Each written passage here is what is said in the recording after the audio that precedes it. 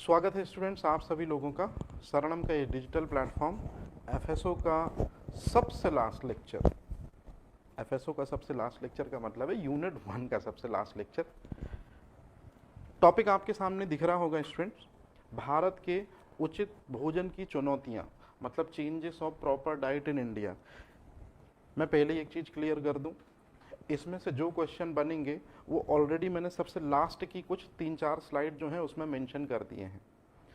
Topic एकदम theoretical topic है, इसमें ज़्यादातर चीज़ें आपको समझने की हैं, लेकिन जब आप समझेंगे तो एक या दो क्वेश्चन आपको ऐसे मिल जाएंगे जो इसी बेसिक की वजह से आपके क्लियर हो जाएंगे। तो पहले मैं आपको एकदम टॉपिक एकदम क्लियर कर देता हूँ कि वो कौन कौन सी वजहें हैं, वो कौन कौन से रीज़न हैं जिस वजह से हम इंडियंस को 2 टाइम्स का फूड नसीब नहीं हो पाता, या नसीब होता है तो वो किस तरह से डिग्रेड होता है, किस तरह से क्षरित होता है, किस तरह से वो विभिन्न पोषक तत्वों से आपूर्ति वाला न होकर वो सिलेक्टेड या कुछ ही पोषक तत्वों वाला होता है। तो कुल मिला के ऐसी सिचुएशंस पर हम बात करेंगे, ऐसी परिस्थितियां देखेंगे, ऐसी कंडीशन देखेंगे जहां फूड जो है वो अवेलेबल क्यों नहीं हो पा रहा, या कहाँ कमी हो रही है इंडियन गवर्नमेंट में या हमारी साइड से। क्लियर हो गई चीज़ें? अब चलो बिना देरी किए हुए शुरुआत करते हैं सेशन को।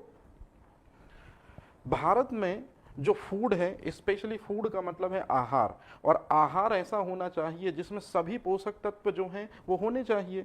तो ऐसे आहार को बैलेंस डाइट या संतुलित आहार कहते हैं। तो भारत में क्यों नहीं मिल पा रहा है बैलेंस डाइट, भारत में क्यों नहीं मिल पा रहा है संतुलित भोजन? इसी के बहुत से कुछ रीजन बताए गए हैं, इसी के बहुत से कुछ कारण बताए हैं। और जब आप कारणों पर चर्चा करेंगे तो कुछ सामाजिक कारण होंगे, कुछ आर्थिक कारण होंगे, कुछ एनवायरमेंटल इश्यूज होंगे। मतलब कहने का सीधा सीधा सा है कि 2 वक्त का खाना हिंदुस्तानियों को सही तरीके से नहीं मिल पा रहा है, और या तो जो मिल रहा है वो पूरी तरह से पोषक तत्वों युक्त नहीं है। इसके कारण क्या हैं, इसकी परेशानियां क्या हैं, चलिए एक एक करके समझते हैं इस थ्योरेटिकल टॉपिक को, और निश्चित रूप में आप अपने नॉलेज को बूस्ट करिएगा इससे रिलेटेड। तो सबसे पहले हम बात करते हैं जो हिंदुस्तान की सबसे मेजर प्रॉब्लम में से एक है आज के टाइम पर। भले ही हमने पहले प्रयास में साउथ पोल पे अपनी जगह बना ली, अगर हम मार्स की बात करें तो सही है क्या ये चीज़, कि मून की बात करें तो मून पर हमने पहले ही प्रयास में क्या कर दिया है, साउथ पोल पर लैंडिंग करके इंडिया फर्स्ट कंट्री हो गया। मार्स में हमने पहले ही प्रयास में अपने जो सैटेलाइट है उसको लॉन्च करके मार्स के चारों ओर का क्या एटमॉस्फेयर है उसमें भी हमने फतेह हासिल कर ली है। मतलब हम दूसरी टेक्नोलॉजी में नो डाउट बहुत आगे की तरफ मूव कर रहे हैं, लेकिन ज़मीनी हकीकत तो ये कुछ और ही बयां कर रही है। और कहानी इतनी सी है स्टूडेंट कि भारत की सरकार क्या सही तरीके से हम इंडियंस को जो खाना उपलब्ध करा रही है वो पूर्ण पोषक तत्व युक्त है, या जो खाना हम खा रहे हैं उसको खाने के बाद हमको कार्बोहाइड्रेट, प्रोटीन, विटामिन, फैट इनकी डेफिशिएंसी नहीं होगी। स्टूडेंट, इस चैप्टर के सबसे लास्ट में मैं आपको एक डाटा बताऊंगा कि हिंदुस्तान की 57% महिलाएं एनीमिया की शिकार हैं कहीं ना कहीं। हिंदुस्तान के 37% बच्चे 5 साल के हो रहे हैं, लेकिन उस हिसाब से उनको हाइट नहीं मिल पाई है। और आई थिंक शायद 32% बच्चे ऐसे हैं कि 5 साल के हो गए हैं, उस हिसाब से उनके पास बॉडी वेट नहीं है। और ये सारी की सारी दिक्कतें कुपोषण के अंतर्गत आती हैं। स्टूडेंट, कुपोषण कोई बीमारी नहीं है, पोषक तत्वों की कमी से हमारे शरीर में एक साथ दिखने वाली दशाएं हैं कुपोषण। कार्बोहाइड्रेट की कमी से आपको कमजोरी होती है, ये भी कुपोषण है। प्रोटीन की कमी से क्वासियोरकर मैरास्मस समस्याएं होती हैं, ये भी कुपोषण है। फैट की कमी से हमारी बॉडी मस्कुलर नहीं बन पाती, ये भी कुपोषण है। विटामिन्स और मिनरल की कमी से हीनता जन्य रोग होते हैं, ये भी कुपोषण है। मतलब आप समझ पा रहे हैं, कुपोषण कोई रोग नहीं है, कुपोषण कंडीशन है। जहां न्यूट्रिएंट्स की बॉडी में कमी होती है तो फिर बॉडी को जो प्रॉब्लम झेलनी पड़ती हैं उन्हीं का संयुक्त रूप है दरअसल में कुपोषण। तो कुपोषण जो है हम हिंदुस्तानियों में सबसे ज़्यादा परेशान कर रहा है प्रेग्नेंट वोमेन को, गर्भवती महिलाओं को। और ज़रा याद करिए, अगर गर्भवती महिलाएं जो हैं वही कमज़ोर होंगी, वही कुपोषित होंगी, तो उनके गर्भ में पलने वाला जो फ्यूचर विजन है इंडिया के लिए, जो भारत का भविष्य है, वो भी क्या होगा, निश्चित रूप में कमजोर होगा। तो सबसे पहले यहीं से हमको शुरुआत करना है, सबसे पहले इन्हीं चीज़ों को हमको देखना है कि भारत में जो बच्चे हैं और भारत में जो महिलाएं, यहाँ बच्चों का मतलब है 0 to 5 ईयर स्टूडेंट, तो 0 to 5 ईयर के जो बच्चे हैं और जो प्रेग्नेंट वुमेन हैं वो माल न्यूट्रिशन या कुपोषण से ग्रसित हैं। कुपोषण का मतलब होता है, याद रखिएगा, carbohydrate, protein, fat, vitamin, mineral, इनकी कमी से जो प्रॉब्लम होती है उसे ही कुपोषण कहा जाता है।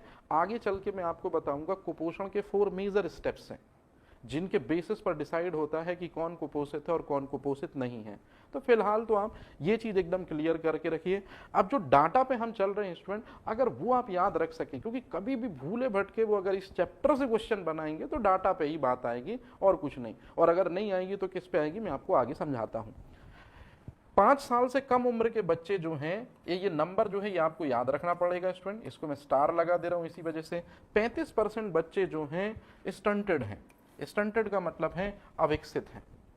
यह अविकसित का सीधा सा मतलब है कि 5 साल में जितनी हाइट होनी चाहिए उतनी नहीं है। वहीं दूसरी तरफ 19% बच्चा जो है वो कमजोर है। कमजोर का सीधा सा मतलब है कि एनर्जी नहीं है बॉडी में, मतलब 5 साल का हो चुका है लेकिन उसके हिसाब से बॉडी वेट नहीं है, मास नहीं है उसके पास में। और 57% महिलाएं जो हैं वो एनीमिया से ग्रसित हैं। इसी वजह से हिंदुस्तानी गवर्नमेंट जो है, जैसे कुछ समय पहले उसने एक अभियान चलाया था, लालिमा अभियान, आपने कभी ना कभी इसके बारे में सुना होगा। और लालिमा अभियान में क्या किया गया था कि आयरन और फॉलिक एसिड की टैबलेट जो हैं उनको दिया जाता था गवर्नमेंट के जरिए। आंगनबाड़ी कार्यकर्ता आपके घर पहुंचती और इसी दौरान, जस्ट अ सेकेंड,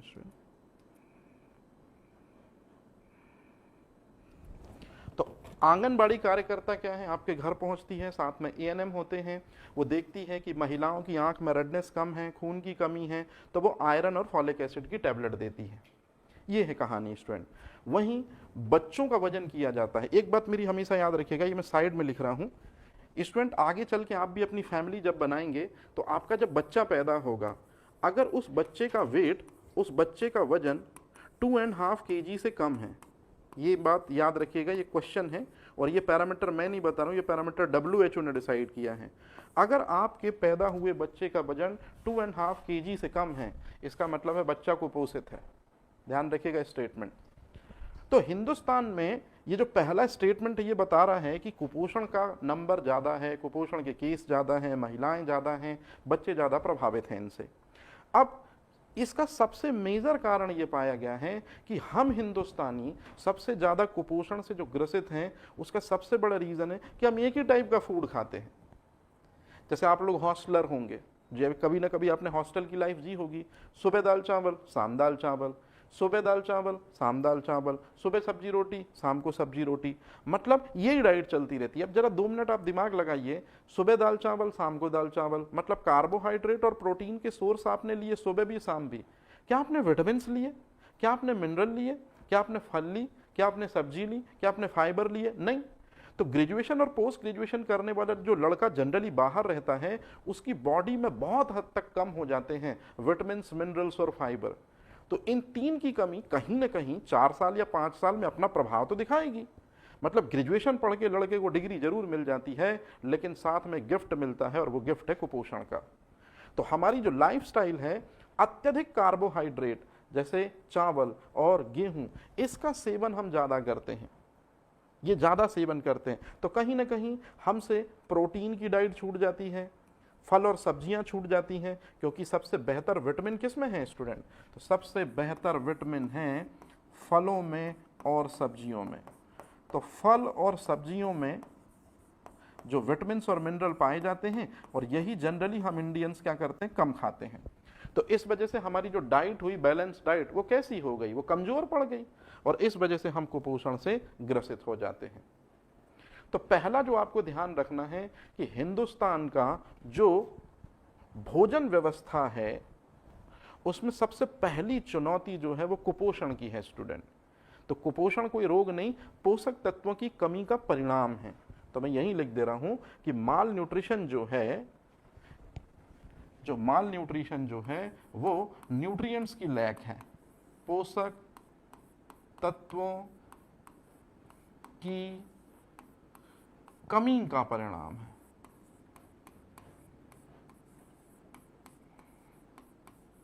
ये चीज याद रहेगा, लैक ऑफ न्यूट्रिएंट्स, इसी को हम कहते हैं माल न्यूट्रिशन। अब चलते हैं नेक्स्ट मूव की तरफ। दूसरा कारण है स्टूडेंट गरीबी। अब आप समझिए हम लोगों को कैसा भोजन करना चाहिए। तो आप में से ज्यादातर लोग बोलेंगे कि सर हम इंडियंस को जो भोजन करना चाहिए वो ऐसा भोजन करना चाहिए जिसमें कार्बोहाइड्रेट हो, प्रोटीन हो, फैट हो, विटामिन्स हो, मिनरल्स हो, फाइबर हो, और ऐसे आहार को जिसमें ये सारे पोषक तत्व हैं, सारे न्यूट्रिएंट्स हैं, इसी को हम बैलेंस डाइट कहते हैं। अरे हाँ या ना? लेकिन आपको एक चीज पता है स्टूडेंट कि विटामिन्स और मिनरल्स ये हमको किससे मिलते हैं? ये हमको मिलते हैं फलों से, वैसे ही महंगे हैं, हरी सब्जियों से, वैसे ही महंगी हैं, ड्राई फ्रूट से, वैसे ही महंगे हैं। तो आप मुझे बताइए, क्या ये जो रीजन है गरीबी के कारण हर इंडियंस दाल प्रोटीन, चावल कार्बोहाइड्रेट, तेल, इनका जुगाड़ तो कर लेता है, दाल चावल तेल इनका जुगाड़ तो कर लेता है, लेकिन फलों, ड्राई फ्रूट, कुछ फाइबर वाला आहार जो जनरली महंगे होते हैं उनको वो शामिल नहीं कर पाता है अपनी डाइट में। तो इस तरह से कौन सा भोजन उससे मिस हो जाता है गरीबी की वजह से? तो गरीबी की वजह से व्यक्ति का बैलेंस डाइट मिस हो जाता है। और इसका रीजन भी है स्टूडेंट कि खाद्य पदार्थों की कीमत ज्यादा है। जैसे एप्पल, कितने रुपए किलो है एप्पल? 200 रुपए केजी है एप्पल। पोमेग्रेनेट की बात करें, अनार की बात करें तो 250 रुपीस केजी, मतलब लगभग इतना ही होगा। मतलब कुल मिला के आपको याद रखना है कि फल, सब्जियां और ड्राई फ्रूट महंगे होते हैं।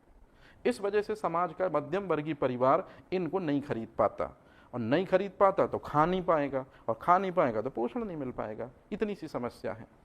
तो गरीबी की वजह से सबसे ज्यादा जो पूर्ण पोषक तत्व युक्त भोजन है वो इन लोगों को नहीं मिलता है स्टूडेंट।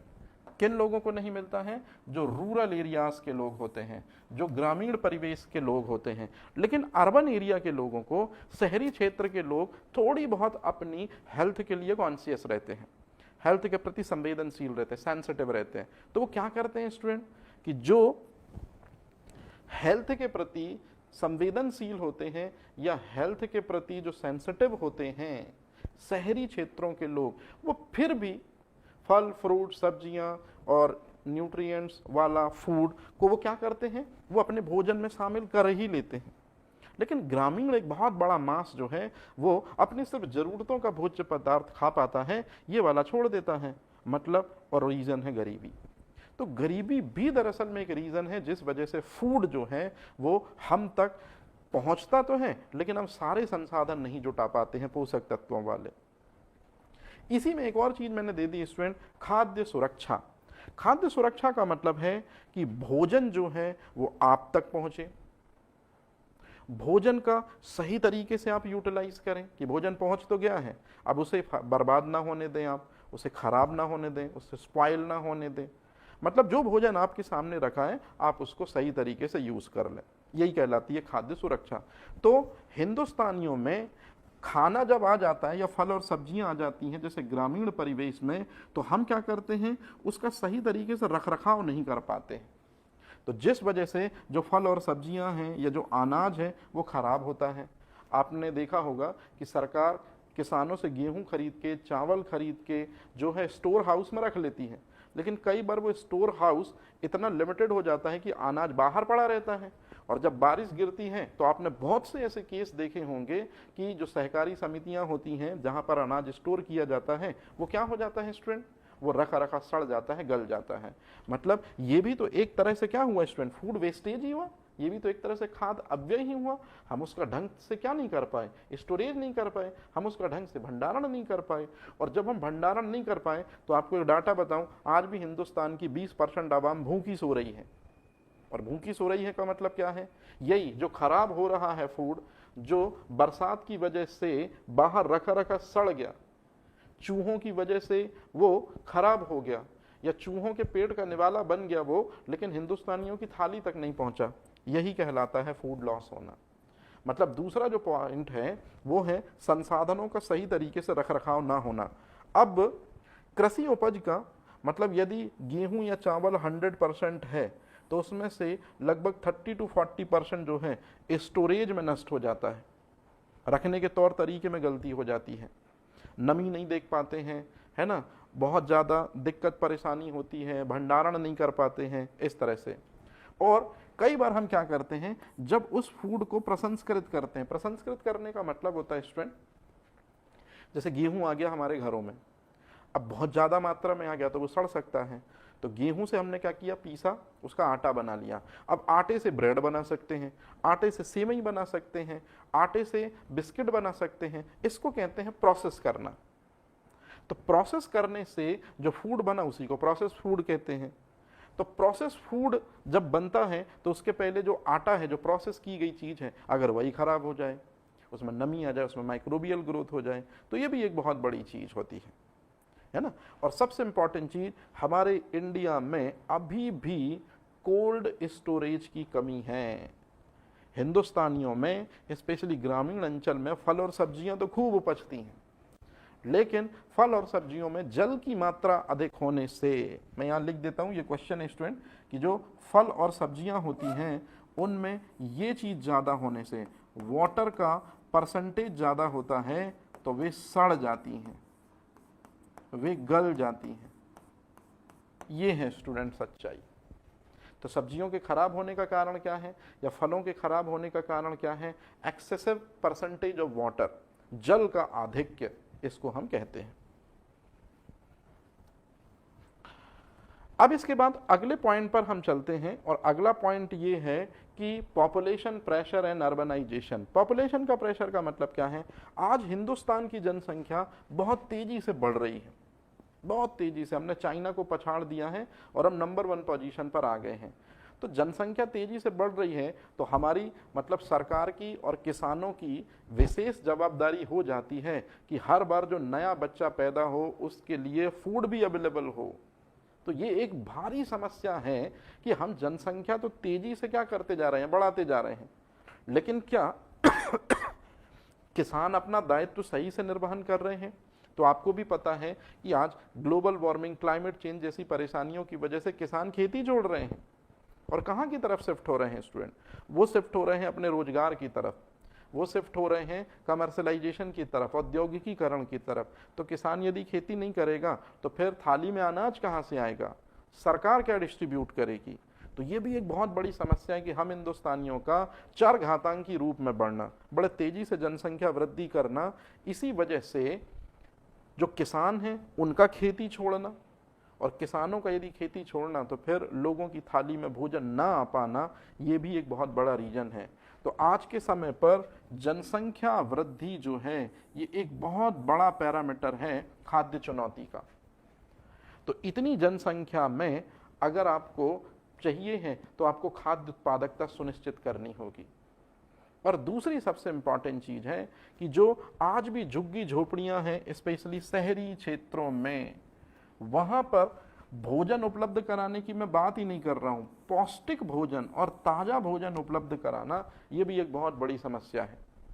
जो झुग्गी और झोपड़ियों में जो लोग रहते हैं वो रात का खाना सुबह खाते हैं और निकल जाते हैं काम पे, फिर वो रात में आते हैं, खाना बनाते हैं, पेट भरते हैं, सो जाते हैं, पोषक तत्वों से कोई लेना देना नहीं, बस पेट भर जाए इसी जद्दोजहद में वो लगे रहते हैं। तो ये भी एक बहुत बड़ी समस्या है कि हिंदुस्तानियों में जहाँ लोग, या हिंदुस्तानियों की एक बेसिक मेंटेलिटी कि यहाँ लोग सिर्फ पेट भरने पर ध्यान फोकस करते हैं, पोषण युक्त या गुणवत्ता युक्त भोज्य पदार्थों के सेवन पे उनको यकीन नहीं है। और जिन लोगों को इसका यकीन है कि गुणवत्ता युक्त या पोषण युक्त भोज्य पदार्थ का सेवन किया जाए, तो पोषण युक्त या गुणवत्ता युक्त भोज्य पदार्थ महंगे भी हैं काफी, तो जिस वजह से ये नहीं हो पाता है। तो दूसरा प्रॉब्लम क्लियर हो गया कि क्या रीजन है जिस वजह से लोगों की थालियों तक खाना नहीं पहुंच पा रहा है, वो हमारी जनसंख्या वृद्धि है। और शहरी क्षेत्रों में, अच्छा एक बात अच्छे से याद रखिएगा, ग्रामीण लोग रोजगार की तलाश में शहरों की तरफ अग्रसर हो रहे हैं। तो ग्रामीण जो लोग शहरों की तरफ अग्रसर हो रहे हैं वो किसान ही तो हैं ज्यादातर, जो किसान ही किया करते थे। जैसे आप कभी अपने फादर को देखिएगा, वो ज्यादातर अगर किसान होंगे तो आप तो उनके बेटे हैं ना, आपको भी किसान बनना चाहिए था। लेकिन आप तो क्या कर रहे हैं कि पेन और पेज लेकर सरस्वती माता की अलग जगा रहे हैं, मतलब आप तो ऑफिसर बनने की सोच रहे हैं। तो जो आपके फादर ने बहुत सारे लोगों का पेट भरा है कृषक बन के, हिंदुस्तान की रीढ़ की हड्डी बनकर, वो व्यवस्था तो आपने ठुकरा दी। लेकिन ठीक है, अगर आपने ठुकरा दी तो आप दूसरे तरीके से देश को आगे बढ़ाएंगे। लेकिन आपको नहीं लगता कि आपके फादर की जगह किसी को लेनी चाहिए, अर्थात किसान की?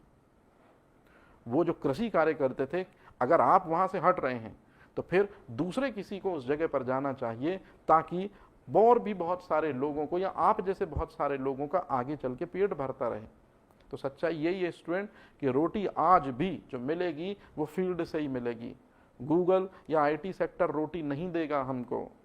किसानों का एक बार नहीं, बारंबार आभार, नमस्कार, प्रणाम सब होना चाहिए, क्योंकि किसान जो है उसी की मेहनत का नतीजा है, या उसी का पसीना जो है वो हमारी थालियों में चमचमाते सोने के रूप में जो है फलीभूत होता है। और उसी का आशीर्वाद दरअसल में जब हम खा रहे होते हैं तो एक बार उसके लिए ब्लेसिंग तो बनती ही बनती है। तो कहने का सीधा सा मतलब हुआ ये कि इस चैप्टर में आप देख रहे हैं ना, बातें कहाँ की कहाँ पहुंच रही हैं, क्योंकि चीजें कनेक्टेड ही हैं। चैप्टर ही ऐसा है, वैचारिक भाषा को खोलने का चैप्टर है ये। अब अगला जो पॉइंट है कि हम लोग क्या कर रहे हैं, अपना परंपरागत भोजन, जैसे हम हिंदुस्तानियों का ट्रेडिशनल फूड क्या है, हम हिंदुस्तानियों का परंपरागत भोजन क्या है। जैसे याद करिए, आपके पापा मम्मी जो हैं वो आज भी क्या खाना पसंद करते हैं स्टूडेंट? तो आप बोलेंगे आपके पापा मम्मी जो हैं वो पोहा खाना पसंद करते हैं, वो हलवा खाना पसंद करते हैं, वो दाल खाना पसंद करते हैं, चावल खाना पसंद करते हैं, रोटी खाना पसंद करते हैं, सब्जी खाना पसंद करते हैं। तो कहने का सीधा सा मतलब हुआ ये कि आपके पिताजी का ट्रेडिशनल फूड वही है जो आपके दादाजी का था और पुरानी जनरेशन का था। लेकिन आज जो मॉडर्न जनरेशन एंटर कर रही है, आज जो नई पीढ़ी आ रही है जिसको जेन जी कहते हैं, तो जो न्यू जनरेशन है, मैं यहां लिख दे रहा हूं, न्यू जनरेशन जो है ये, उसको ये सब नहीं पसंद आता। उसको तो चाहिए पिज्जा, उसको चाहिए बर्गर, उसको चाहिए हॉट डॉग, मतलब कुल मिला के उसको चाहिए फास्ट फूड। क्या चाहिए स्टूडेंट? उसको फास्ट फूड। अब आप मेरी बात ध्यान से सुनिए, उसको चाहिए फ्रेंच फ्राइज। इस दुनिया में सबसे डेंजरस कोई फूड है, सबसे डेंजरस, उसका नाम है फ्रेंच फ्राइज। ये मेरा स्टेटमेंट याद रखिएगा। फ्रेंच फ्राइज जो है वो इस चीज के अंतर्गत आता है स्टूडेंट, इस चीज के अंतर्गत आता है फ्रेंच फ्राइज। मैं यहां लिख भी देता हूं, सबसे डेंजरस, सबसे खतरनाक फूड जो हमारी हेल्थ को सबसे ज्यादा नुकसान पहुंचाता है वो है फ्रेंच फ्राई। वो पोटैटो के चिप्स जो होते हैं, वो डीप फ्राइड जो होते हैं, ये फ्रेंच फ्राइज। तो दरअसल में ये डीप फ्राई पोटैटो चिप्स हैं या डीप फ्राई कोई भी मटेरियल है स्टूडेंट, उसमें एलडीएल, लो डेंसिटी लाइपोप्रोटीन, मतलब बैड कोलेस्ट्रॉल भर भर कर होता है, भर भर कर होता है। और ये जो बैड कोलेस्ट्रॉल होता है इसको हम खराब कोलेस्ट्रॉल कहते हैं। ये बैड कोलेस्ट्रॉल हमारे शरीर के अंदर जाता है और हमारी जो आर्टरी होती हैं उनमें चिपक जाता है, प्लग बना लेता है, और हमको एक समस्या से ग्रसित करता है जिसको मैंने फैट में भी पढ़ाया था, एथेरोस्क्लेरोसिस। और यदि आपकी इनर वॉल में, धमनी की, कोलेस्ट्रॉल डिपॉजिट होना शुरू हो गया एलडीएल वाला, तो 101% है, आपकी डेथ हार्ट अटैक से होगी ही होगी। आज के समय पे जितने भी बच्चे हैं, या आज के समय पे ज़्यादा फिल्म स्टार हैं, या आज के समय पे जो मॉडर्न लाइफस्टाइल को कैप्चर करने वाले लोग हैं, उन्हीं में हार्ट अटैक के मामले बढ़ रहे हैं, क्योंकि फास्ट फूड जो है वो एक्सेसिव कार्बोहाइड्रेट और मैक्सिमम फैट का मिक्सचर होता है। फास्ट फूड में बहुत ज़्यादा मात्रा में कार्बोहाइड्रेट होता है, मतलब शर्करा बहुत ज़्यादा होती है, फैट का परसेंटेज बहुत ज़्यादा होता है, और ये दोनों के दोनों अगर ज़्यादा मात्रा में आप खाओगे, या तो हार्ट रिलेटेड डिसऑर्डर होंगे, या तो आपको मोटापा आएगा, या तो आपको डायबिटीज़ आएगा, या तो हाइपोकोलेस्ट्रोलीमिया आएगा। ये है कहानी स्टूडेंट। तो आप अवॉइड कीजिए ऐसे भोजन को। इसी तरह से एक ये वर्ड लिखा है student, processed food. Processed food का मतलब सिंपल सा मैं समझा देता हूँ आपको। आलू बहुत ज़्यादा एक पर्टिकुलर सीजन में हुआ, खराब ना हो जाए, हमने आलू को उठाया और बड़ी बड़ी मल्टीनेशनल कंपनीज को दे दिया। मल्टीनेशनल कंपनीज ने आलू को लिया, उनको बढ़िया धोया और काटा, बढ़िया स्लाइसेस के फॉर्म में चिप्स बना लिए। और चिप्स में आपने देखा होगा कि ये जो चिप्स आप खाते हैं, डोराटॉस हो गया या जो भी मार्केट में मिलता लेस, कभी इनका चिप्स को जब आप तोड़ते हैं तो अपने मुंह पे देखिएगा परसेंटेज ऑफ NaCl मैक्सिमम होता है। और मेरे को ये तो पता है कि आपने इतनी साइंस तो जरूर पढ़ी होगी कि NaCl में जो सोडियम होता है उसमें ये दम होता है, ये कैपेबिलिटी होती है कि बोन में जो कैल्शियम होता है उसको रिप्लेस कर सके। मेरी बात बड़े ध्यान से सुनिए स्टूडेंट, हम लोग जो भोजन में नमक खाते हैं ये हमारे बॉडी के लिए मोर देन एनफ है, परफेक्ट है। लेकिन जो आप प्रोसेस्ड फूड खाते हैं, स्पेशली गर्ल्स की मैं बात कर रहा हूं, गर्ल्स इसकी दीवानी होती हैं, प्रोसेस्ड फूड की और फास्ट फूड की भी, लेकिन अभी मैं प्रोसेस्ड फूड बोल रहा हूं। चिप्स चिप्स खाने उनको बहुत पसंद है ना। तो जब वो ये चीज खाती हैं प्रोसेस्ड फूड, तो उसमें NaCl का परसेंटेज ज्यादा होता है, और NaCl का परसेंटेज ज्यादा होता है मतलब ज्यादा नमक होता है, और ज्यादा नमक ब्लड प्रेशर कॉज करता है। NaCl का ज्यादा डाइट जो है वो ब्लड प्रेशर बढ़ाता है, BP बढ़ाता है स्टूडेंट, ये चीज आपको ध्यान रखनी है। और जो प्रोसेस्ड फूड होता है उसमें जो NaCl ज्यादा होता है, यही NaCl आपकी जो बोन होती है, आपकी जो हड्डियां होती हैं, उन हड्डियों में कैल्शियम फॉस्फेट होता है। तो आपकी हड्डियों में जो ये कैल्शियम फॉस्फेट होता है, ये कैल्शियम फॉस्फेट जो होता है, तो जो NaCl में Na होता है ये आपके हड्डियों के अंदर चला जाता है और कैल्शियम को बाहर कर देता है बोन से। तो कैल्शियम यदि बाहर हो जाएगा बोन से, तो आपने शुरू से पढ़ रखा है कि हड्डियों को मजबूती कौन सा मिनरल देता है, तो हड्डियों को मजबूती कैल्शियम देता है। और कैल्शियम कहाँ हो गया, बाहर, तो हड्डियां क्या हो जाएंगी, सोडियम के अंदर जाने पर वीक हो जाएंगी। तो ये लीजिए, फास्ट फूड और प्रोसेस फूड जो है, तो प्रोसेस फूड में NaCl ज्यादा होता है, फास्ट फूड में फैट और कार्बोहाइड्रेट ज्यादा होता है।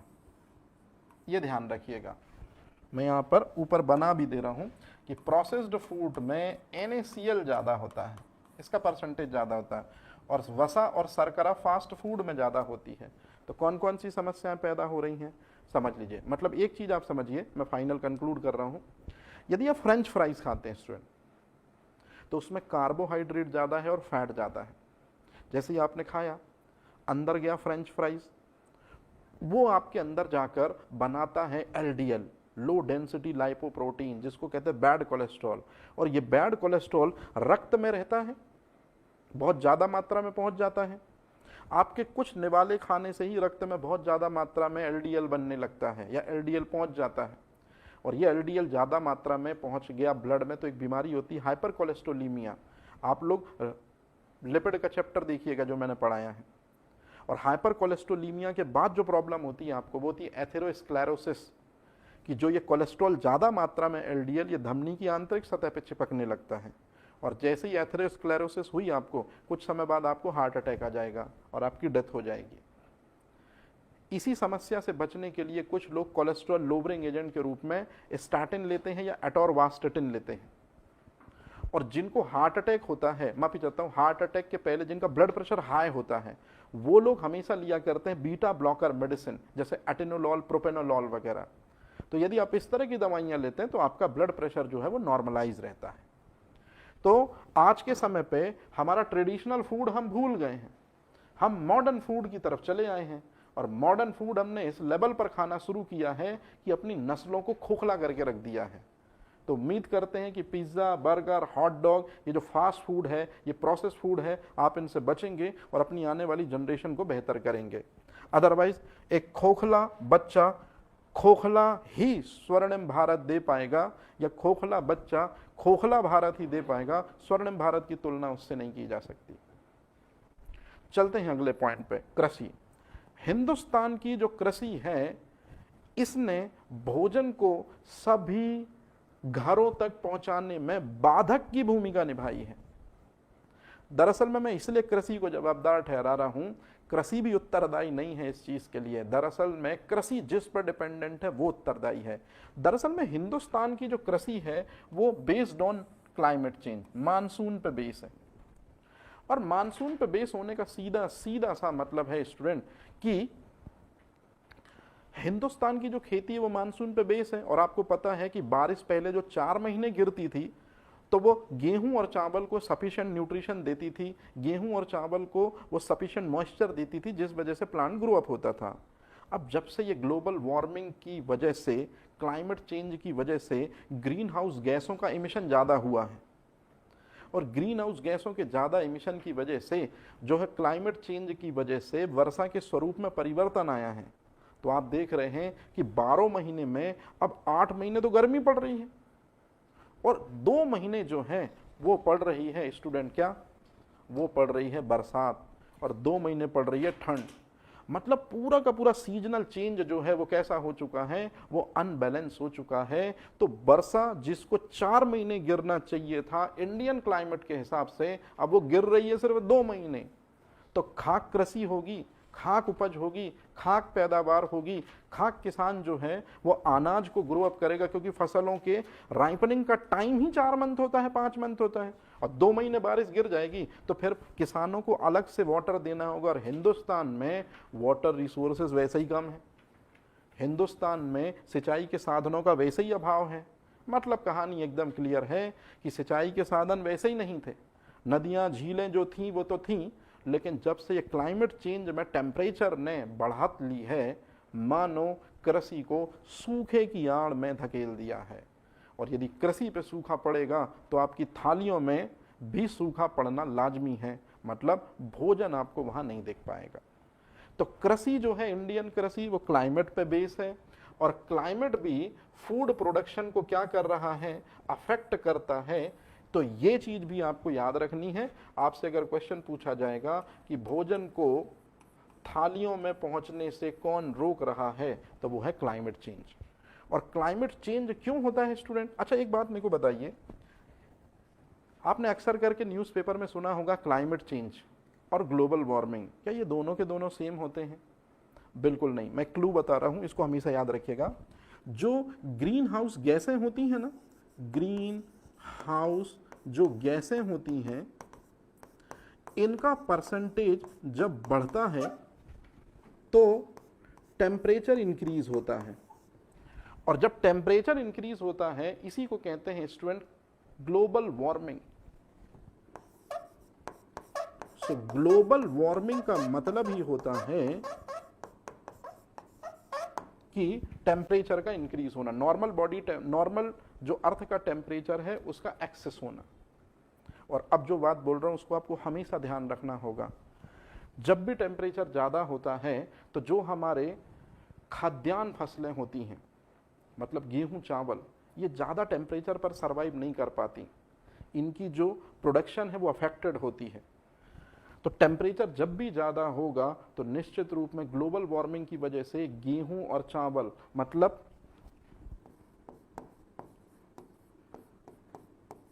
इन ट्रेडिशनल क्रॉप का जो प्रोडक्शन है वो कम होगा। और ग्लोबल वार्मिंग का मतलब है टेम्परेचर का ज़्यादा होना, और इसी चीज़ का परिणाम या इसी चीज़ को दुनिया देखती है क्लाइमेट चेंज के रूप में।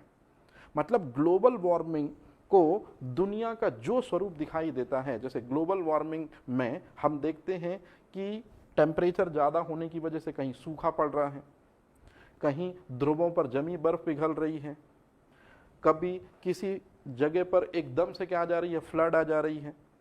टेम्परेचर ज़्यादा होने की वजह से क्रोमोसोमल नंबर तक अफेक्ट हो रहा है। तो कहने का मतलब है ग्लोबल वार्मिंग का जो परिणाम दुनिया देख रही है उसे क्लाइमेट चेंज कहते हैं। तो इस वजह से गेहूं और चावल जो मेन क्रॉप फसलें हैं हमारी, उनके प्रोडक्शन में क्या है, कमी दर्ज की गई है।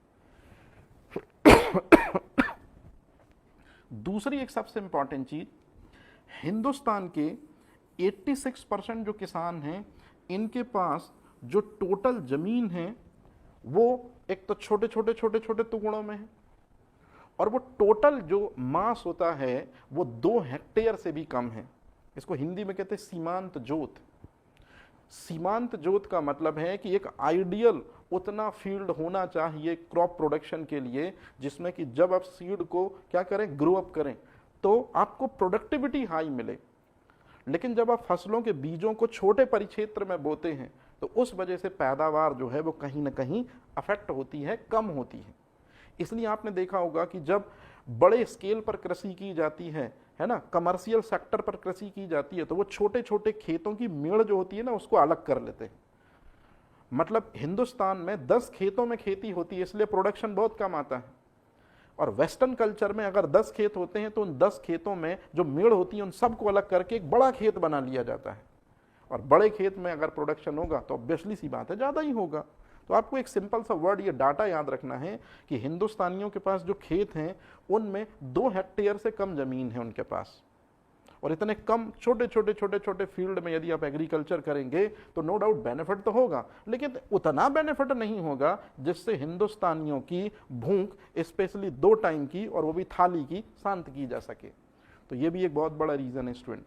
इसको सीमांत जोत कहते हैं हिंदी में, और 2 हेक्टेयर से कम भूमि जनरली किसान के पास होती है, और यही उसका सबसे बड़ा रीजन है। परंपरागत कृषि पद्धतियों में कमी। अब एक सिंपल सी चीज, आपको ऑलरेडी एक चीज बहुत अच्छे से पता है कि जो कृषि हुई है वो नवपाषाण काल से हुई है। क्रोमैग्नन मानव ने कृषि करना सबसे पहले सीखा, उसी ने पशुपालन सीखा, मतलब एग्रीकल्चर और एनिमल हस्बेंड्री के लिए क्रोमैग्नन ह्यूमन रिस्पॉन्सिबल है। और शुरुआत में जो खेती हुई है ऑर्गेनिक फार्मिंग हुई है, जिसमें bio pesticide, bio fertiliser, bio weedicide का यूज हुआ है। मतलब प्रकृति के इंग्रेडिएंट को ही एग्रीकल्चर में हमने क्या किया है, यूज किया। तो कभी उस खेती ने हमको कोई हार्मफुल इफेक्ट नहीं दिए। और आप बिलीव नहीं करेंगे स्टूडेंट, जब से विश्व में खेती का प्रारंभन हुआ है, और चूंकि हम इंडियन है तो हम इंडिया में ले लेते हैं, जब से इंडिया में खेती का प्रारंभन हुआ है तब से लेके 1966 तक, तब से लेके साल 1966 तक, ध्यान रखिएगा, हिंदुस्तान में ऑर्गेनिक फार्मिंग ही प्रमोट हुई है। लेकिन बीच में हमारी खेती को पता नहीं किसकी नजर लगी, और वो नजर है स्टूडेंट, आपको ध्यान रखना है, वो नजर है हरित क्रांति की। और हरित क्रांति में हमने रसायनों का भर भर कर इस्तेमाल किया। तो जो ऑर्गेनिक फर्टिलाइजर हम यूज करते थे, हरित क्रांति के बाद हम केमिकल फर्टिलाइजर पर आ गए। जो वीडिसाइड हम यूज करते थे ऑर्गेनिक, फिर उसके बाद हम केमिकल पर आ गए। मतलब रसायन युक्त खेती को हमने स्टार्ट किया, केमिकल फार्मिंग हमने स्टार्ट की। उस वजह से हमारी जो ट्रेडिशनल फार्मिंग थी, ऑर्गेनिक फार्मिंग, वो कहीं ना कहीं पीछे छूट गई। तो ये भी एक बहुत बड़ा कारण है कि आज के समय पे जिन जगहों पर, जैसे पंजाब हो गया, हरियाणा हो गया, उत्तर प्रदेश के कुछ एरिया हो गया, यहाँ ग्रीन रेवोल्यूशन के पॉजिटिव एस्पेक्ट मिले थे हमको देखने को, आज वही खेत और वही जमीनें बंजर होने की कगार पर डली हैं, क्योंकि रसायनों का भर भर कर इतना इस्तेमाल हुआ है ग्रीन रेवोल्यूशन में कि आज थार का मरुस्थल और उन क्रॉप की जो सॉइल है, लगभग उनका लेवल एक ही आ रहा है। तो हमने कहीं ना कहीं अपनी परंपरागत कृषि पद्धतियों को भुला दिया है। इसी वजह से भी प्रोडक्शन कम हुआ है। भले कुछ टाइम के लिए हाइक मिली हमको 10 ईयर्स के लिए, लेकिन उसके बाद फिर वही हाल। तो ये चीज भी हम आगे बहुत अच्छे से पढ़ेंगे। अब इसी में एक सिंपल सी चीज है कि भारत में 60% जो एग्रीकल्चर होता है वो टोटली क्लाइमेट, मतलब रेनिंग पे बेस होता है। 60%, 100 में से 60% किसान सिर्फ बरसात के पानी पे ही उम्मीद लगा के और अपनी फसल को उपजाते हैं। और आपको भी पता है कि अब खेती का स्वरूप जो है वो 4 महीने से घट के 2 महीने हो गया पानी की वजह से। तो किसान भी जो है वो अपना रियल वर्क जो है वो छोड़कर दूसरे किसी और बिजनेस की तरफ शिफ्ट हो रहे हैं। और रही कस्सी कसर जो है वो सूखा, बाढ़, अनियमित मौसम, कहने का मतलब है ये क्लाइमेट चेंज के ही दरअसल में रिजल्ट है स्टूडेंट। तो क्लाइमेट चेंज के डिफरेंट रिजल्ट ने क्या किया है, वर्षा के स्वरूप में परिवर्तन करके खाद्यान्नों के उत्पादन को बहुत हद तक कम कर दिया है। परंतु इसका मतलब ये नहीं कि जलवायु परिवर्तन हमेशा घाटे का ही सौदा है। दलहनी और तिलहनी फसलें, जिसको लेग्यूमिनस क्रॉप कहते हैं, उनके प्रोडक्शन में हाइक मिली है, लेकिन हमारा जो मेन फूड है गेहूं चावल, उसके प्रोडक्शन में कमी दर्ज की गई है। और यही चीज जब मोदी जी को, मतलब सेंट्रल मिनिस्ट्री को या कैबिनेट मिनिस्ट्री को पता चली कि क्लाइमेट चेंज की वजह से हमारी जो मेन क्रॉप है गेहूं चावल, इनके प्रोडक्शन में कमी दर्ज हो रही है, तो फिर एक जरिया निकाला गया मिलेट। मिलेट जो है उसको सुपर फूड कहा गया है। क्यों? क्योंकि ये टेम्परेचर ज्यादा होने वाली सिचुएशंस में भी कम पानी के साथ भी इजीली ग्रो कर लेता है। मतलब वाटर ज्यादा नहीं चाहिए, एक्सेस वाटर की नीड नहीं है, थोड़ी बहुत पानी भी मिल जाए मिलेट को तो काम हो जाएगा। तो ये एक फ्यूचरिस्टिक विजन है, ये एक आस है, ये एक होप है फ्यूचर की, मिलेट। इसी वजह से आजकल ज्यादातर इसकी चर्चा भी हो रही है। यूरिया और डीएपी के उपयोग से हमने भले ही प्रोडक्टिविटी 66 से 77 के बीच में 10 सालों में इतनी हासिल की स्टूडेंट कि हमने सेल्फ सफिशिएंट हुए एग्रीकल्चर में और दुनिया के दूसरे देशों तक को अवेलेबल कराया फूड। लेकिन जिन खेतों में केमिकल फर्टिलाइजर डाले गए थे, जिन खेतों में केमिकल पेस्टिसाइड डाले गए थे, साल 1984 में पंजाब गवर्नमेंट ने सबसे पहले अनाउंस किया कि ग्रीन रेवोल्यूशन में यूज होने वाले रसायनों का प्रयोग प्रतिबंधित किया जाए, क्योंकि डीडीटी का जो अमाउंट है वो ग्रेन्स में पाया गया है, अनाज में पाया गया है। और जो लोग ऐसे अनाज का सेवन कर रहे हैं जिनके अंदर रसायन हैं, उनमें एक स्पेसिफिक टाइप की एलर्जी, एक स्पेसिफिक टाइप का हेडेक, हार्मोनल डिसबैलेंस जैसी बहुत सी प्रॉब्लम आई। तो इसी वजह से रासायनिक उर्वरकों के इस्तेमाल से भले ही प्रोडक्शन शुरू में बढ़ा, लेकिन आज जिन जमीनों में रासायनिक उर्वरकों का मतलब यूरिया डीएपी ज्यादा यूज हुआ है, अब वो जमीनें एकदम बंजर ही हैं लगभग। इसी वजह से जो स्टेट गवर्नमेंट है और सेंट्रल गवर्नमेंट है वो कह रही है कि रसायनों का प्रयोग कम से कम करिए। भाई यूरिया और डीएपी पे अभी भी सब्सिडी मिल रही है ना, मतलब गवर्नमेंट ये थोड़ी ना कह रही है कि बंद ही कर दो। केमिकल फर्टिलाइजर का यूज करिए लेकिन कम से कम, और उसकी बजाय आप organic fertiliser, organic pesticides use करिए। ये है कहानी। मतलब रासायनिक उर्वरकों ने भी 10 साल, 20 साल, 30 साल तक फूड अवेलेबल कराया हमको बहुत अधिक मात्रा में, लेकिन उसके बाद फिर उन्होंने मृदा पर जो ड्रॉबैक दिखाने शुरू किए, सॉइल की फर्टिलिटी को कमजोर करना शुरू किया, तो फिर हम अपनी उसी फार्मिंग की तरफ अब लौट रहे हैं। मतलब कहने का हुआ ये, रासायनिक उर्वरकों ने अर्थात यूरिया ने, डीएपी ने, डीडीटी ने, हालांकि डीडीटी केमिकल पेस्टिसाइड है, इन रसायनों ने भी फूड को हमारी थाली तक पहुंचाने में रुकावट दर्ज कराई है। तो ये भी आपको याद रखना है। इसके बाद अगला है स्टूडेंट कि खाद्य वितरण और बर्बादी। अब ये खाद्य वितरण और बर्बादी का मतलब क्या होता है, इसको आप समझ लीजिए जरा। ये इसकी थोड़ा सा, हाँ, अब आप देखिए, जो खाद्य आपूर्ति है वो किसान जो है वो फील्ड से जनरेट तो कर रहा है, गेहूं और चावल वो प्रोड्यूस तो कर रहा है। आप हर साल डाटा देखेंगे, टनों में, हेक्टेयर में आता है।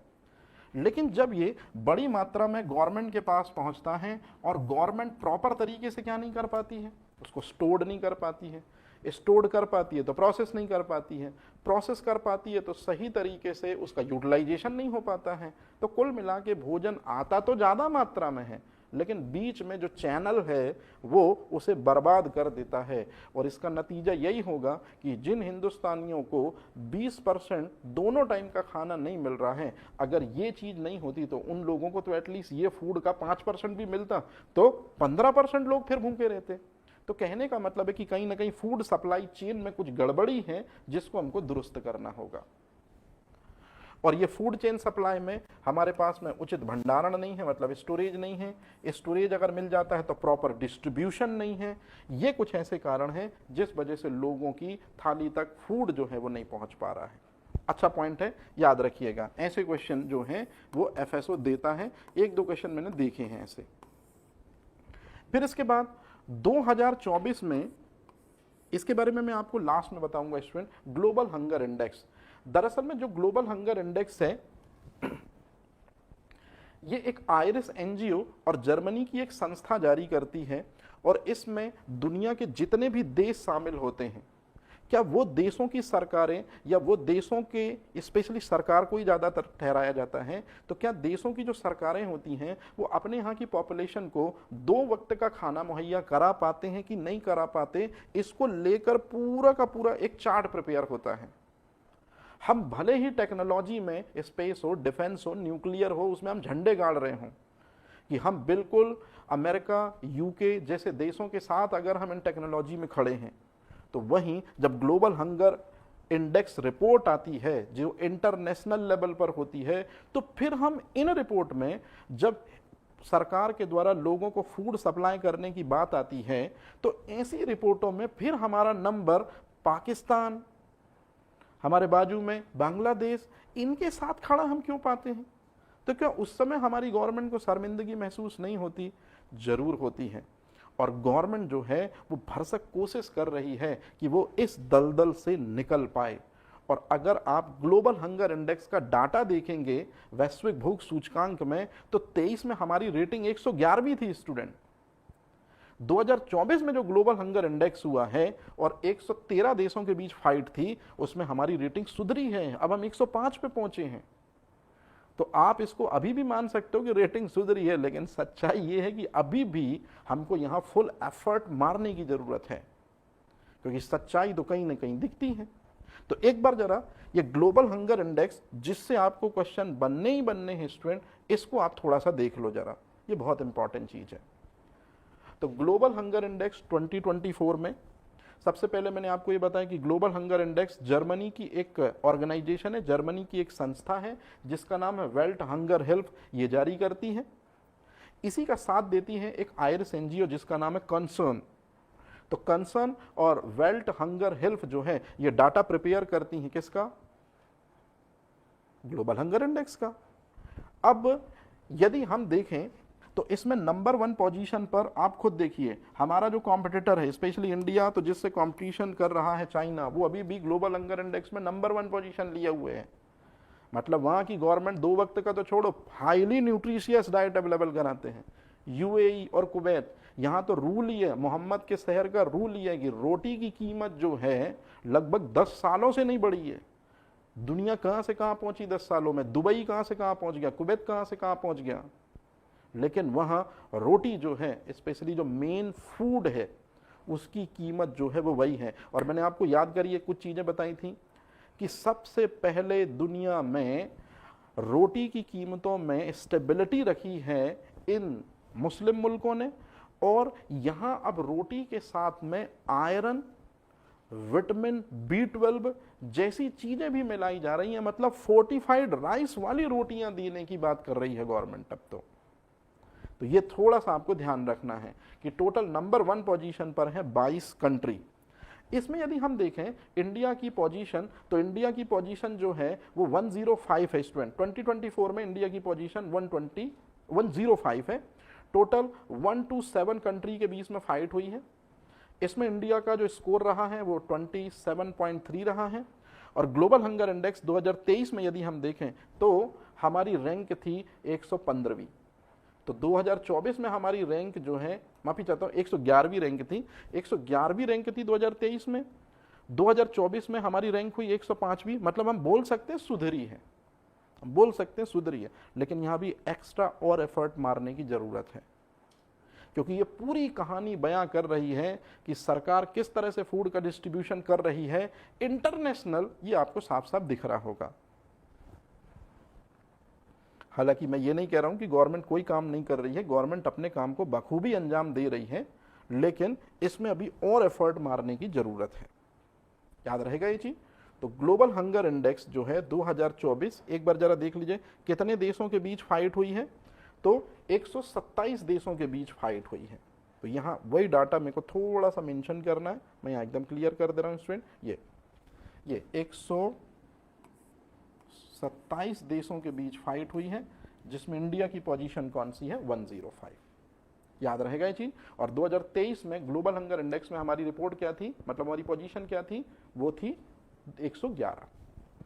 फिर है सरकार की जो सार्वजनिक वितरण प्रणाली है। अच्छा मेरे को एक बात बताइए, गवर्नमेंट तेल भी दे रही है, घी भी दे रही है, गेहूं भी दे रही है, चावल भी दे रही है, कहां से दे रही है, राशन की दुकानों से। लेकिन अब कुछ वर्ड आते हैं स्टूडेंट जो आपको खुद ही समझ में आ जाएंगे कि राशन की दुकानों में ये चीज चलती है ना। मैं ये नहीं कह रहा कि सभी दुकानों में, लेकिन ज्यादातर मोस्टली दुकानों में, है ना। और ज्यादातर लीकेज की प्रॉब्लम, ज्यादातर भंडारण की प्रॉब्लम, ज्यादातर रख रखाव की प्रॉब्लम, या फूड आइटम्स जो हैं वो कई बार खराब हो जाता है, चूहों का निवाला बन जाता है। तो बहुत से ऐसे रीजन हैं जो सरकार की कहीं ना कहीं कमियों को गिना रहे हैं। और सरकार की कमियों का मतलब है कि सरकार ने जिनको रिस्पॉन्सिबिलिटी दे रखी है वो दरअसल में दिक्कत और परेशानी में डाल रहे हैं और इन चीजों में और परेशानी बना रहे हैं। तो याद रखेंगे ये वाले पॉइंट को भी। और सबसे लास्ट में, हिंदुस्तानी लोग आज भी सिर्फ और सिर्फ पेट भरना ही अपना मेन उद्देश्य मानते हैं। यहाँ पेट भरने का मतलब है कि लोगों को किसी तरह से पेट भर जाए, उनको न्यूट्रिशनल फूड से कोई लेना देना नहीं है। याद करिए, आप पे भी ये लाइन लागू हो रही है। आप स्टूडेंट हैं, कभी ना कभी आपने कॉलेज जब किया होगा या जब भी आप घर से बाहर रहे होंगे, तो आप भी न्यूट्रिशियस फूड की तलाश नहीं करते थे कि दाल चावल बन गया, चलो अब वेजिटेबल्स लाई जाएं, फ्रूट लाए जाएं, कुछ ड्राई फ्रूट ले लिए जाएं। आपका तो सिर्फ है कि बस हमारा दाल चावल, मतलब हमारा पेट भर जाए, हमको गुणवत्ता युक्त भोजन से मतलब नहीं है। जनरली उस टाइम पे हम इतना नहीं सोच पाते हैं, लेकिन जो बड़े बड़े घरों के लोग होते हैं वो इस बात का पर्सनल ध्यान रखते हैं अपनी ग्रोथ का। दरअसल में सारे न्यूट्रिएंट्स जो हैं वो जब आपके बॉडी के अंदर जाएंगे तभी कंप्लीटली आपका फुली डेवलपमेंट होगा, फिजिकल और मेंटल। केवल गेहूं और चावल के जाने से, मतलब केवल और केवल आप दाल चावल सब्जी रोटी यदि खा लेंगे तो आपको लगता है कि क्या प्रॉपर आपको न्यूट्रिएंट्स मिल गया, एक दिन मिल गया। आपको हमेशा ये चीज अपने फूड में रखनी चाहिए। दाल चावल सब्जी रोटी आपको खाना चाहिए, घी आपको खाना चाहिए, दही आपको खाना चाहिए, छाछ आपको खाना चाहिए, सैलड आपको खाना चाहिए, पिकल, ये सारे न्यूट्रिएंट्स है ना। तो ये वही चीज है। तो कई लोगों को इसके बारे में जानकारी ही नहीं कि यार ये बैलेंस डाइट क्या है। उनको तो ये मतलब है कि दाल चावल सब्जी रोटी मतलब मोर देन एनफ है, यही हमारा पोषण है। और इसी वजह से आज के समय पर गवर्नमेंट ने न्यूट्रिशनल साइंस को प्रमोट किया है। तो उस न्यूट्रिशनल साइंस में जो टीचर्स होते हैं, वो जो नए नए बच्चे होते हैं 11th के 12th के 10th के, उनको वो यही सिखाने की कोशिश करते हैं कि हमारी बॉडी का कंप्लीट डेवलपमेंट जो होगा वो सिर्फ और सिर्फ दाल चावल सब्जी रोटी मतलब ट्रेडिशनल फूड से नहीं होगा, बल्कि इनके अलावा भी कुछ ऐसे फूड हैं जिनको हमने भुला सा दिया है। जैसे सैलड भुला दी है हमने, जैसे पिकल भुला दिए हमने, फर्मेंटेड फूड भुला दिए हैं हमने अपनी डाइट में से लिक्विड डाइट को तो खत्म ही कर दिया, पानी ही पी रहे हैं सिर्फ। जबकि हमको दूध रखना चाहिए, हमको दही रखना चाहिए, हमको छाछ रखना चाहिए, हमको फ्रूट खाने चाहिए। तो कुल मिला के न्यूट्रिशनल साइंस वाले टीचर यही सिखाते हैं कि हमारा बॉडी कैसे प्रॉपर हेल्दी रहेगा, उसके लिए कंप्लीट कौन कौन से न्यूट्रिशन फूड में चाहिए, वो यही सब सिखाते हैं। तो अभी हम इसमें बहुत पीछे हैं। स्कूलों में आपने देखा होगा, और स्पेशली बहुत सारे जो कॉलेजेस वगैरह हैं उसमें जब कैंप वगैरह होता है या गवर्नमेंट की तरफ से फूड डिस्ट्रीब्यूशन होता है, स्पेशली गवर्नमेंट करा रही है मिड डे मील प्रोग्राम में, तो आपने एक चीज़ देखी होगी स्टूडेंट कि 7 दिन 7 अलग अलग प्रकार का खाना है। पहले दिन दाल चावल बन रहा है, दूसरे दिन सब्जी रोटी बन रही है, तीसरे दिन आप देख रहे होंगे कि जो मुनगा होता है, सुपर फूड होता है, उसको दिया जा रहा है, फिर आप देखेंगे कि एग दिए जा रहे हैं, फिर आप देखेंगे कि किसी दिन कुछ और, मतलब 7 डे स्कूल है, अगर 7 दिन स्कूल है तो 6 दिन खाने का मेन्यू अलग अलग होगा। ये क्यों अलग अलग होगा? ये इसी वजह से कि बॉडी को पूरे न्यूट्रिएंट्स गवर्नमेंट उपलब्ध कराने की पूरी भरपूर कोशिश कर रही है। तो जैसे स्टार्टिंग में मेरे लेक्चर में मैंने ये साफ साफ बोला कि गवर्नमेंट की कुछ कमियां हैं, लेकिन गवर्नमेंट पूरे तरीके से कोशिश कर रही है कि उन कमियों को वो न्यूट्रलाइज करे, उन कमियों को वो फिलअप करे। अब स्टूडेंट यहां ये टॉपिक हमारा हुआ कंप्लीट। मतलब कुल मिला के इस पर्टिकुलर टॉपिक में एक बार फिर से देख लीजिए आप, भारत में उचित भोजन की चुनौतियां कौन कौन सी हैं, वो रीज़न कौन कौन से हैं जिस वजह से फूड जो है वो प्रॉपर डिस्ट्रीब्यूट नहीं हो पा रहा है, हमारी थाली तक नहीं पहुंच पा रहा है, 2 वक्त का खाना क्यों नहीं मिल पा रहा है, जो फूड मिल रहा है वो पूरी तरह से न्यूट्रिएंट्स वाला क्यों नहीं है। तो इसके हमने बहुत से रीज़न देखे।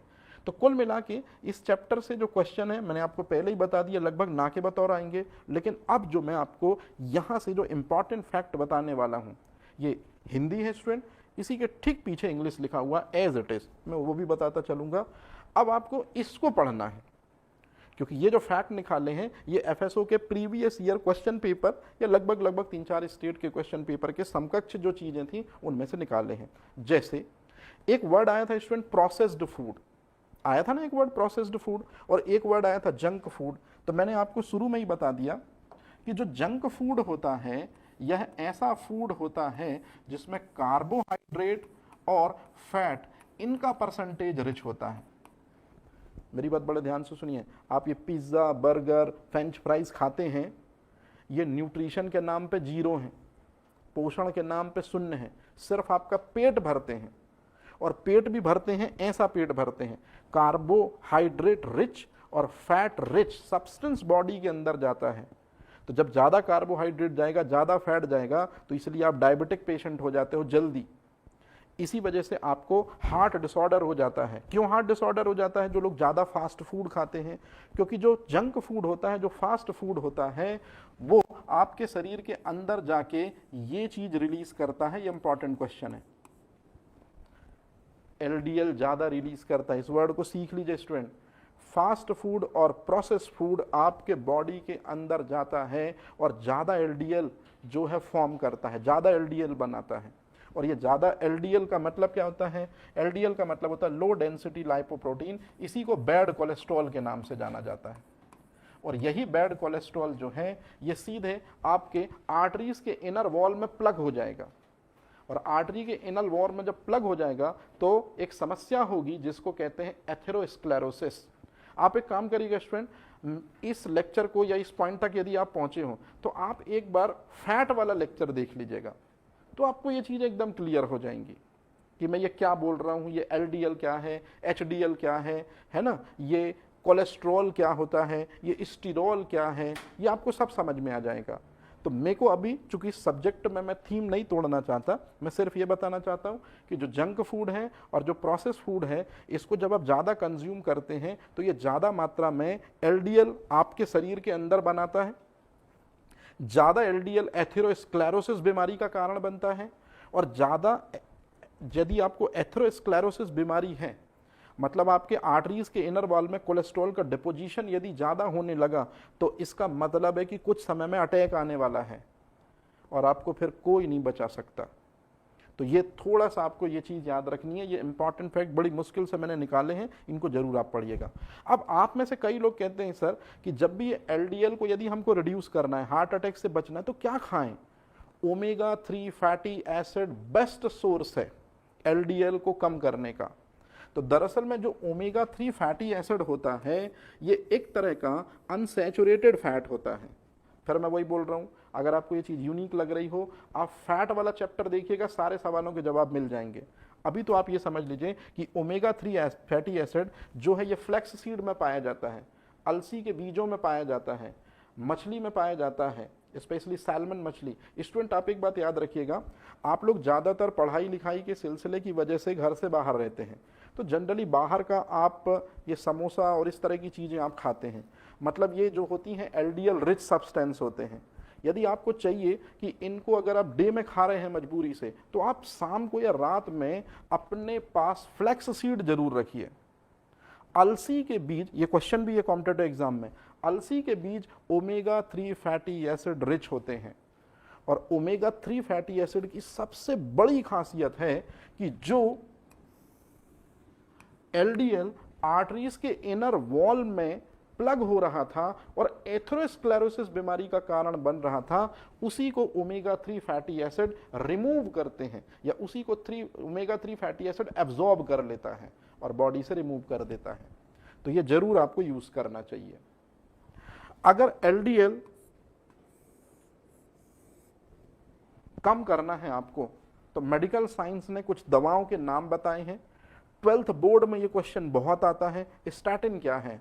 तो स्टैटिन कोलेस्ट्रॉल लोवरिंग एजेंट है, और इसी को लिपिड लोवरिंग एजेंट भी कहते हैं स्टूडेंट।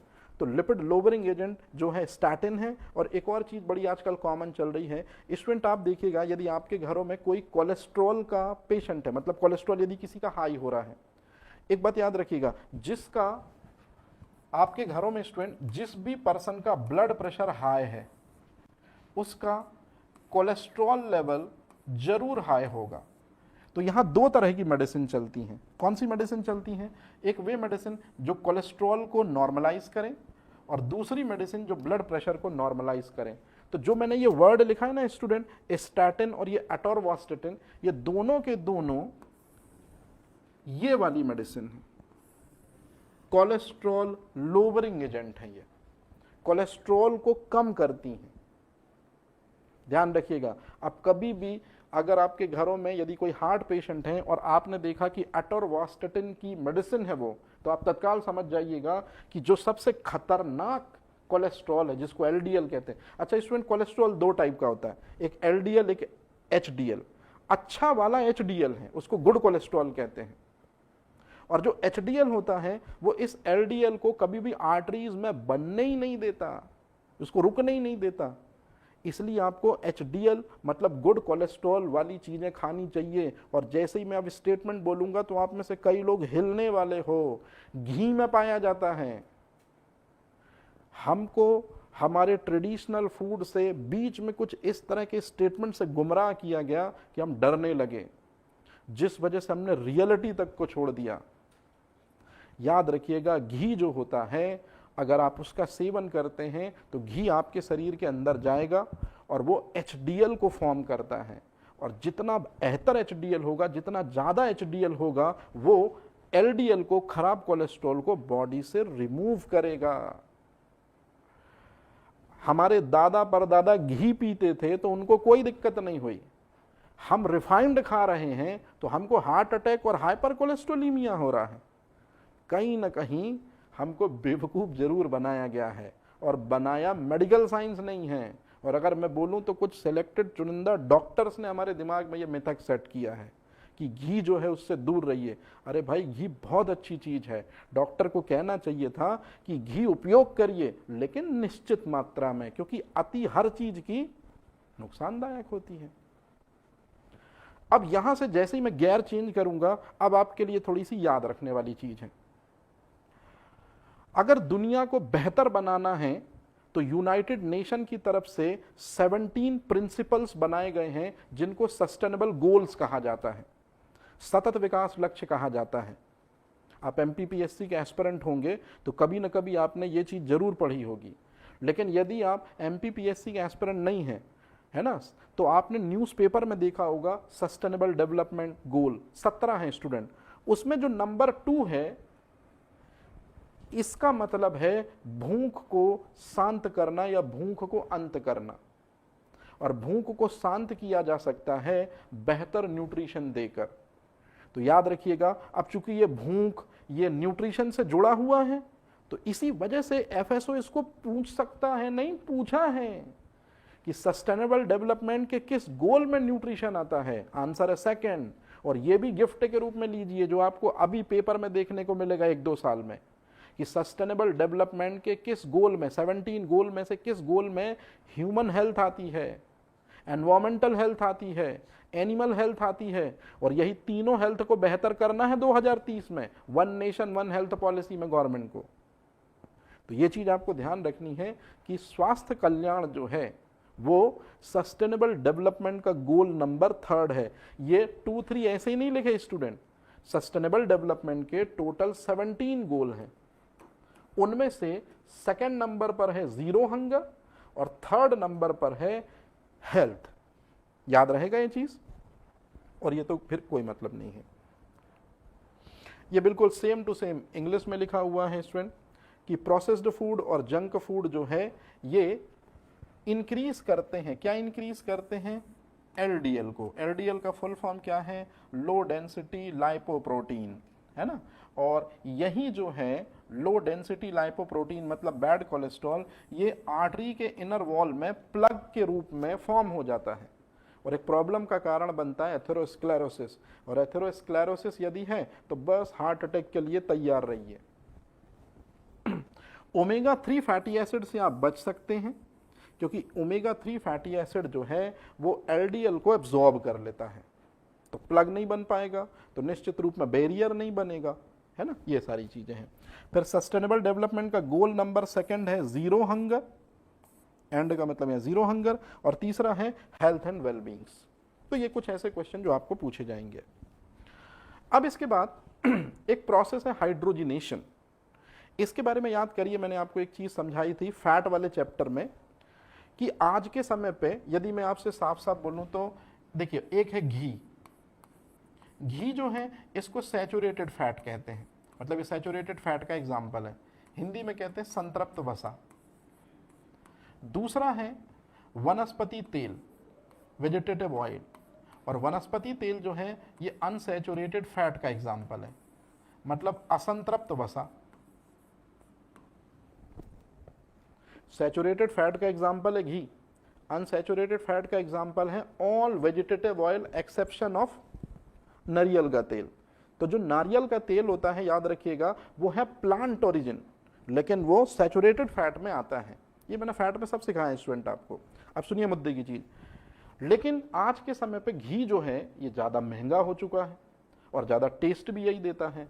तो लोगों ने क्या किया है, घी का सब्स्टिट्यूट निकाला है डालडा, और डालडा बनाया जाता है हाइड्रोजिनेशन प्रोसेस के जरिए। किया क्या जाता है स्टूडेंट कि जो वनस्पति तेल होता है, मतलब अनसैचुरेटेड फैट जो होता है, असंतृप्त जो वसा होती है, अनसैचुरेटेड जो फैट होता है, यदि उसको हमको इसमें बदलना है, किसमें बदलना है, डालडा में बदलना है, तो बस हमको करना क्या है कि जो वेजिटेटिव ऑयल होता है इसमें हम हाइड्रोजन ऐड कर देते हैं।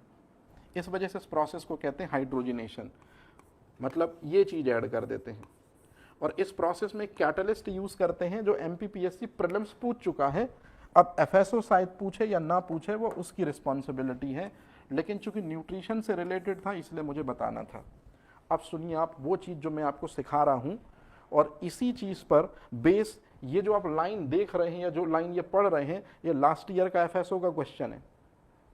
दरअसल में होता क्या है स्टूडेंट कि जो वनस्पति तेल होते हैं, मतलब वेजिटेटिव ऑयल जो होते हैं, उनमें जब हाइड्रोजन अप्लाई की जाती है या हाइड्रोजन डाली जाती है और साथ में कैटलिस्ट हम यूज कर लेते हैं निकेल, तो जल्दी बन जाता है डालडा। ये डालडा जो है इसे हम ट्रांस फैट कहते हैं।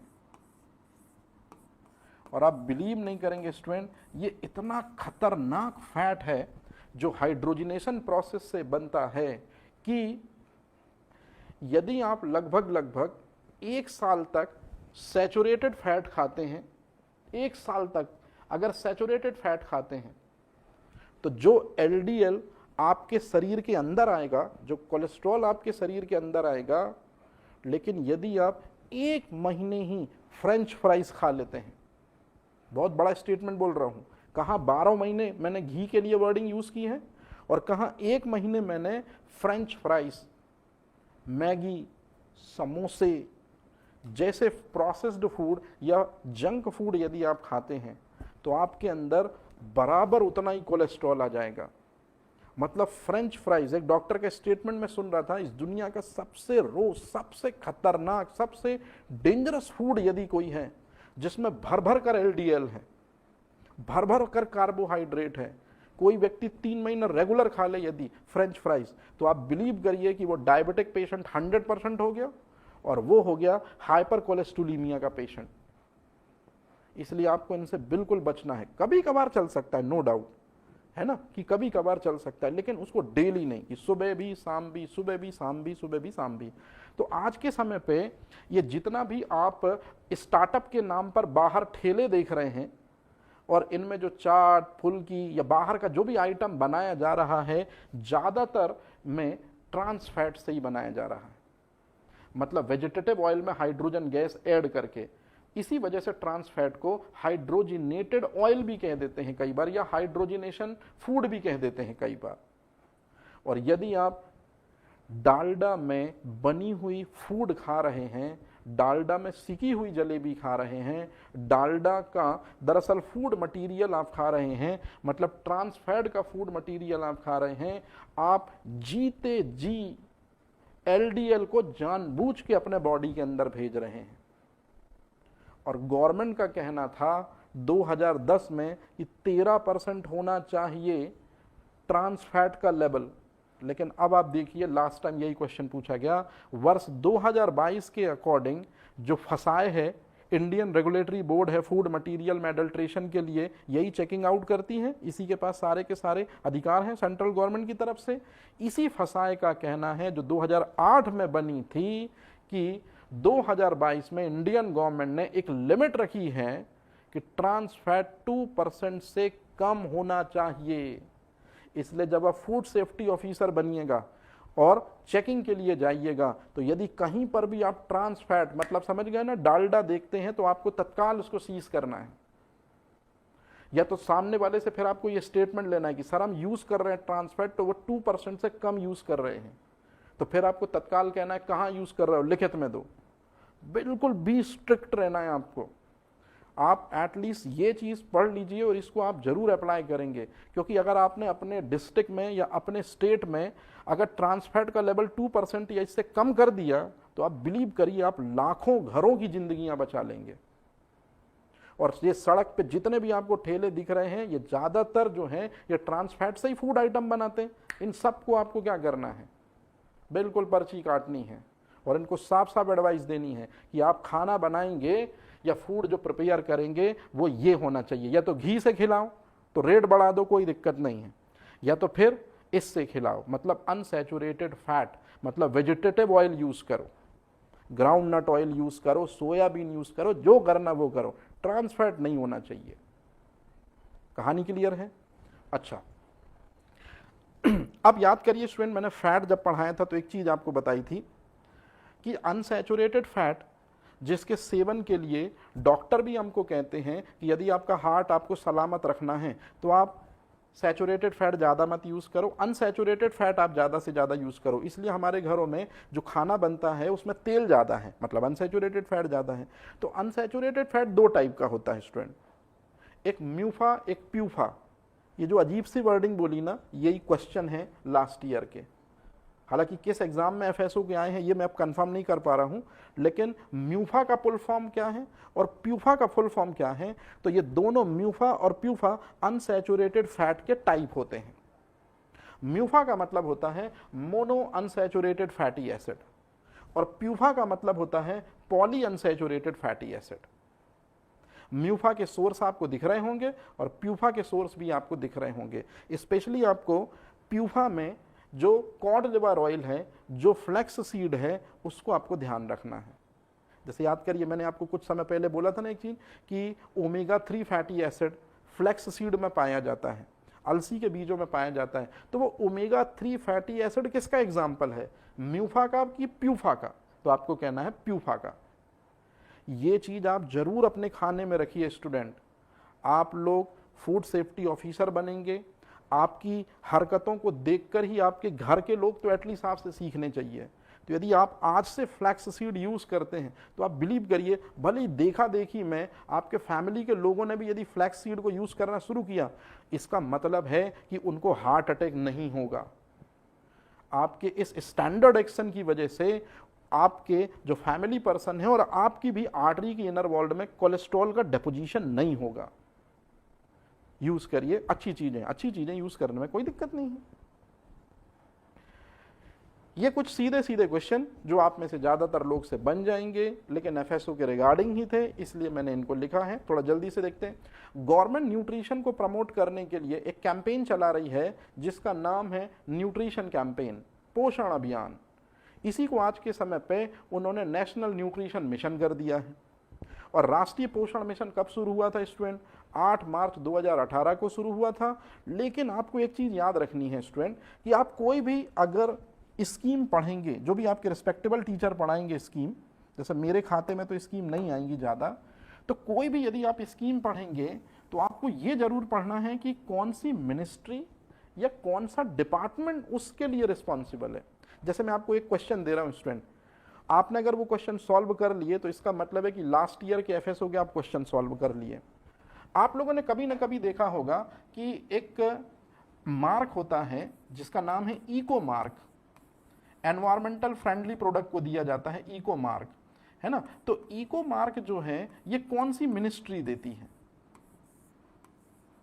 और FAO ये एक मार्क होता है, ये कौन देता है? ये 2 क्वेश्चन रहे आपके लिए कि इको मार्क कौन देता है, कौन सी मिनिस्ट्री या कौन सा डिपार्टमेंट देता है, FAO कौन देता है ना। प्रोसेस्ड जो फ्रूट होते हैं या प्रोसेस्ड फ्रूट जूस जो होते हैं, उनको दरअसल में मार्किंग कौन देता है, कौन सी मिनिस्ट्री देती है। तो मैं यही बता रहा था कि आप कोई भी स्कीम पढ़िए, आजकल ये ट्रेंड चल रहा है कि कोई भी जो स्कीम है उसको गवर्नमेंट की कुछ मिनिस्ट्री की तरफ से संचालित किया जा रहा है, ये चीज। और एक सबसे इंपॉर्टेंट चीज, नेशनल न्यूट्रिशन इंस्टीट्यूट जो है ये हैदराबाद में है।